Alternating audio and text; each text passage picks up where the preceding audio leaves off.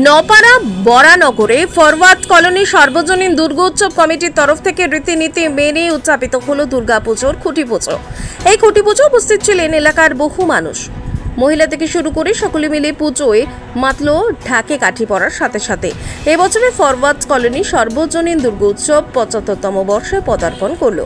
খুঁটি পুজোর সাথে সাথে উদ্বোধন হলো পুজোর এবছরের থিম। 2025-এ ফরওয়ার্ড কলোনি নিয়ে আসছে রাঙামাটির দেশে, অর্থাৎ এবারে পুজোর থিম রাঙামাটির দেশে। এই রাঙামাটির দেশে কিভাবে শিল্পী ফুটিয়ে তুলবে সেটাই এখন অপেক্ষার পালা। 6 জুলাই রবিবার বিকেল 4 ঘটিকায় রীতিনীতি মেনে খুঁটি পুজোর সম্পূর্ণ হলো। ক্লাবের সভাপতি বিজন কুমার দাস জানান, এবছরে আমাদের ৭৫তম বর্ষ। খুঁটি পুজোর সাথে সাথেই আমাদের শুরু হয়ে যাবে প্যান্ডেলের কাজ। প্রত্যেক বছরই আমরা চেষ্টা করি থিমের আদলে মণ্ডপ সজ্জিত করতে।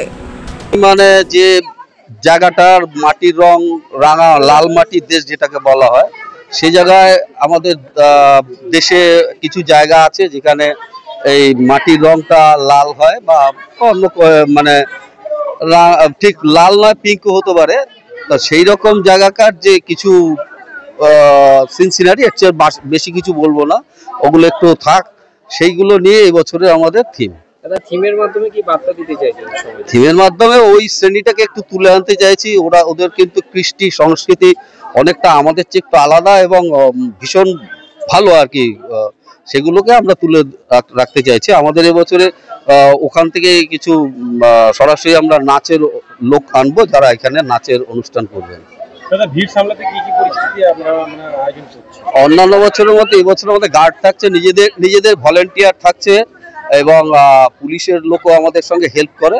সেইভাবে আমরা ঠিক সামলে নিই। এখানে থিম শিল্পী বাদল সামন্ত, প্রতিভা শিল্পী তরুণ পাল, আলো আছে কাজল ইলেকট্রিক, সবই আমাদের লোকাল, আমাদের বাইরের কিছু নেই, সবই লোকাল। আনন্দের সঙ্গে জানাচ্ছি আমরা ৭৫ বছরে এবার উদযাপন করছি।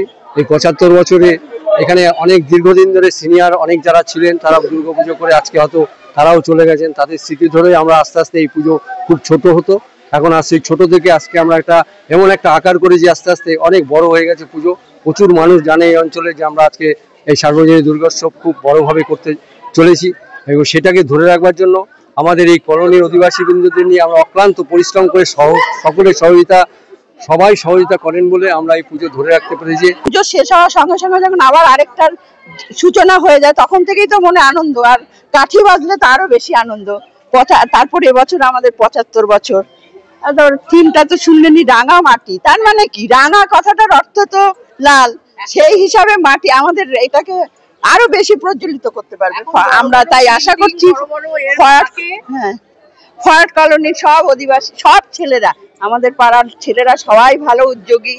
তাই আশা করছি যে পুজোটা খুব সুন্দর হবে, আর আমরা তো আছি আনন্দ করার জন্য।